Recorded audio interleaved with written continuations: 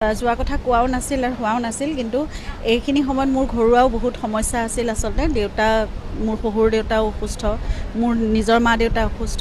তেওঁলোকৰ কেয়াৰটেকাৰ দুজন তেতিয়া মানে এজনৰ মামাকৰ মৃত্যু হৈছিল, গতিকে ঘৰলৈ যাব লগা হৈছিল।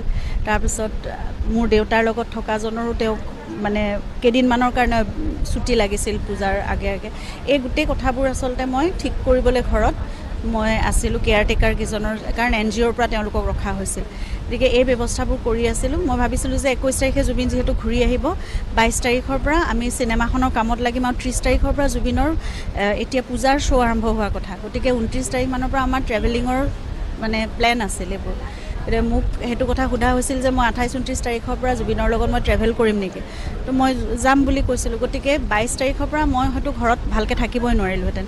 গতিকে মই ভাবিছিলোঁ যে ঘৰত এই বস্তুখিনি গোটেইখিনি চিজিল কৰি যাওঁ, আৰু তাৰ কেইদিনমানৰ আগততো জুবিন বম্বেত ভূপেন হাজৰিকাদেৱৰ শতবাৰ্ষিকীৰ অনুষ্ঠান কৰি আহিছে, আৰু এনেকুৱা 2-3 দিনৰ কাৰণে কেতিয়াবা গ'লে মোৰ যোৱা নহয়, কাৰণ মই ভাবিছিলোঁ যে সেইখিনি সময়ত তেওঁ অনুষ্ঠান কৰি ঘূৰি আহিব, মোৰো ঘৰত সকলো ছেটেল হৈ যাব। তাৰপিছত মই প্ৰায় 1.5 মাহ সময় চিনেমাখন ৰিলিজ হোৱালৈকে